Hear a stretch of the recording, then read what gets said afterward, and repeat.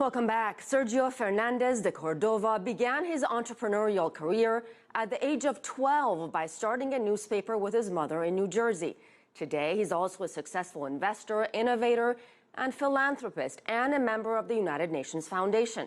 He joins us from the UN, and also with us from New York is the founder and president of Wellbeing Foundation Africa, Toyin Saraki. For the past 2 decades, she's focused on maternal and child health, ending gender-biased discrimination and violence, and improving education and the lives of people in Africa. Sergio, let's talk about sustainable development goals. I have some of these goals in front of me. No poverty, zero hunger, good health, well-being, good education, gender equality. China has really led the effort in this department. It was the first to submit to the UN its national plan for implementation for the 2030 agenda. China's Premier Li Keqiang spoke at the UN. He told the UN General Assembly the current refugee crisis, poverty, and conflict all could be attributed to insufficient development. Insufficient development. What is your take on it, Sergio? Well, I think, for my take as an entrepreneur, I think that the Sustainable Development Goals agenda is an incredible opportunity.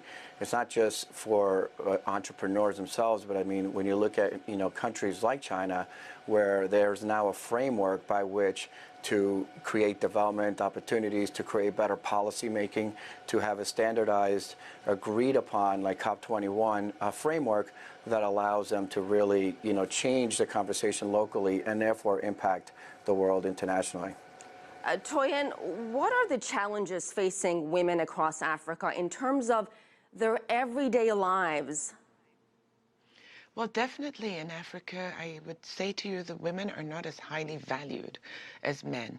It starts from birth. As a girl child, they're already probably saying sorry to your father and saying, all the money you invest on her education is going to go to somebody else's family. But we know that this is not true.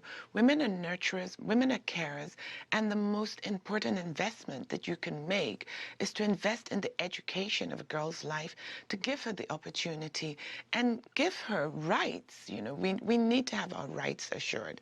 In Nigeria, we're currently struggling, actually, we're fighting to get the Gender Equality and Opportunity Bill passed.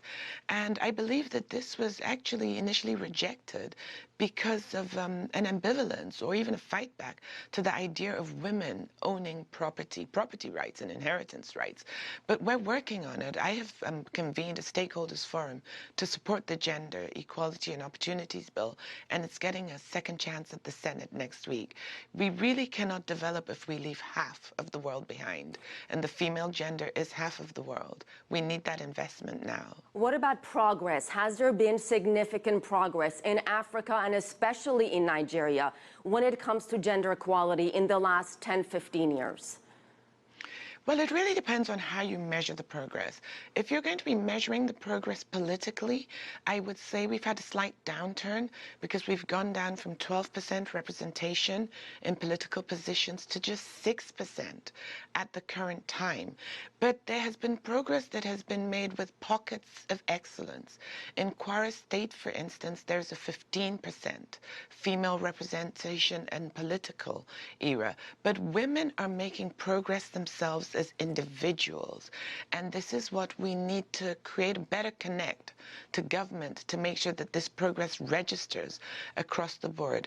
I think where it comes to education, most definitely, most Africans now recognize that a girl has an equal right to education with a man or a boy, but poverty is still going to be the one thing that holds us back.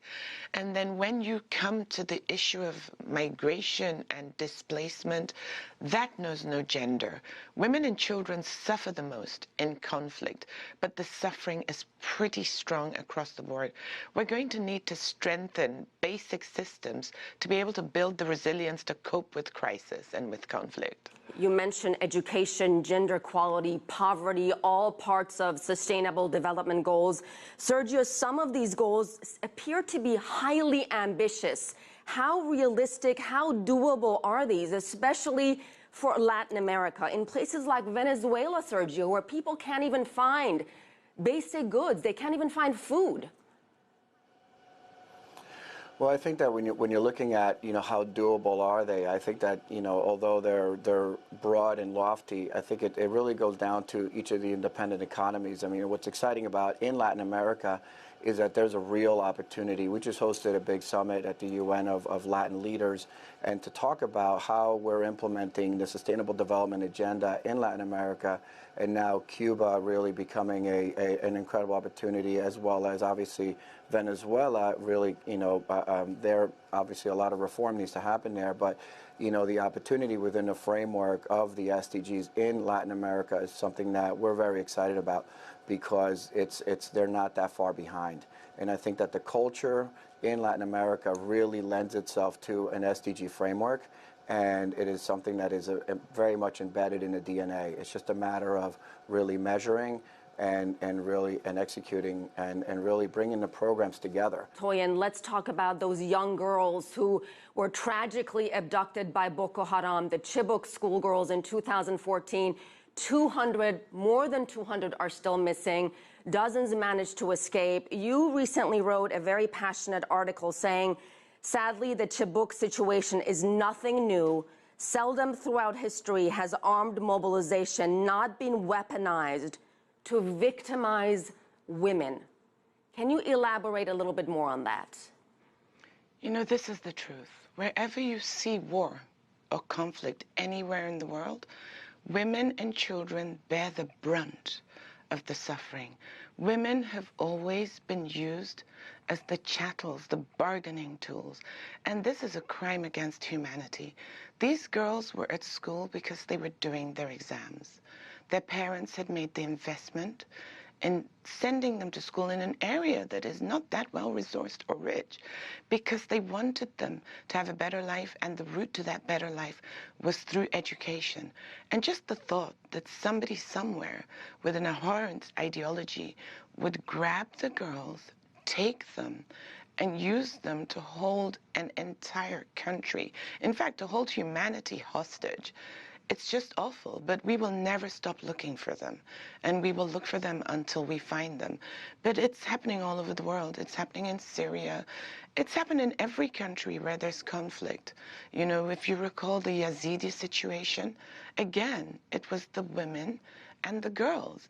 And this is something that has to stop. It's a crime against humanity, and I hope that we're going to be able to treat it against a crime against humanity. It's just not right. Sergio, you've spoken about business development in emerging countries. Is there a magic formula here to be able to achieve sustainable development goals that we've been talking about, whether you're in Nigeria or whether you're in Venezuela?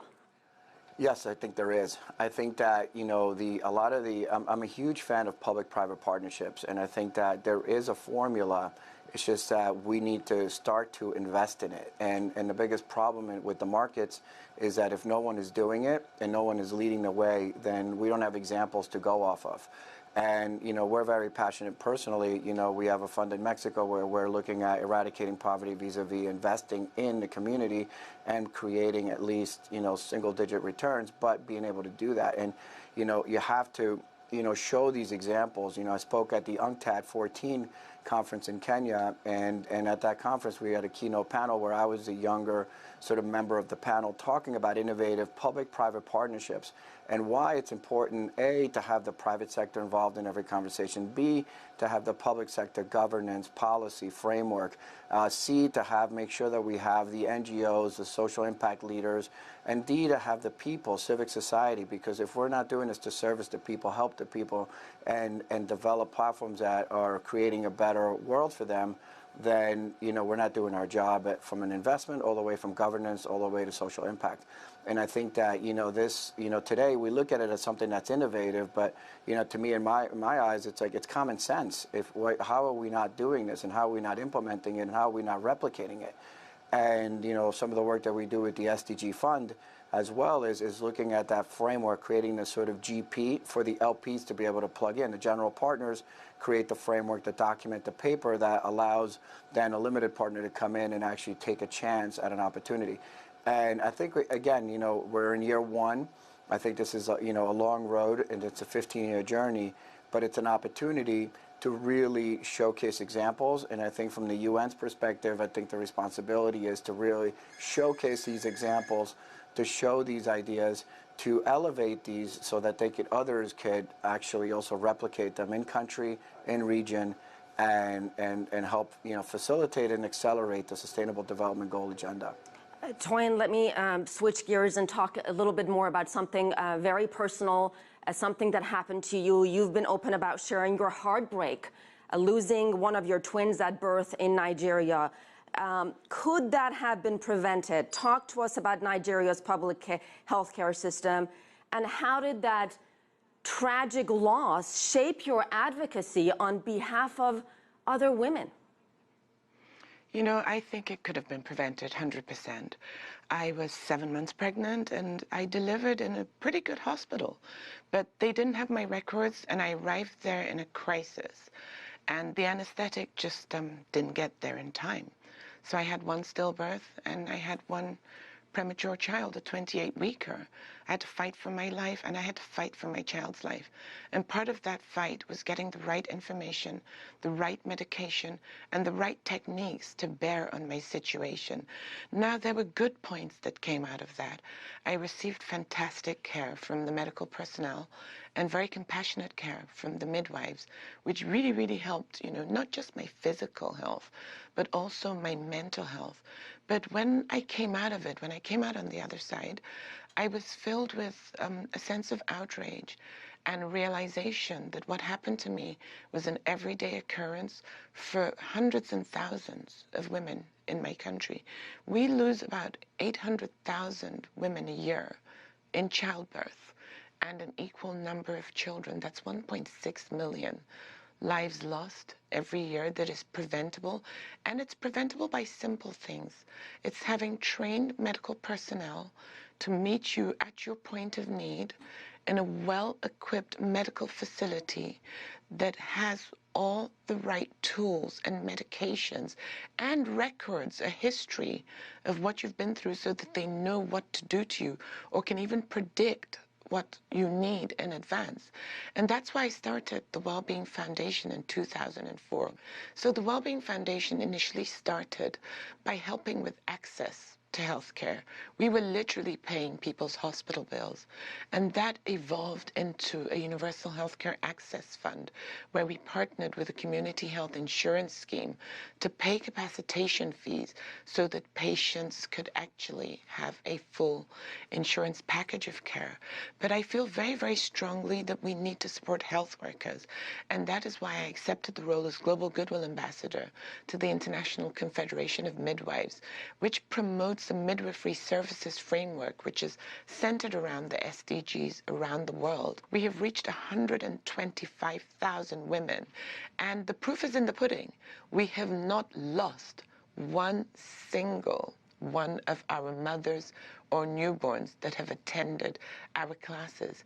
In the facilities where we have put our EMONC trained midwives, they haven't lost a single life either, which is a complete variance to the national mortality figures. Tremendous achievements. We so appreciate both of you, Toyin, you for opening your heart, talking about your personal pain as well. Sergio, to you as well. Sergio Fernandez de Cordova, Toyin Saraki, thank you to you both.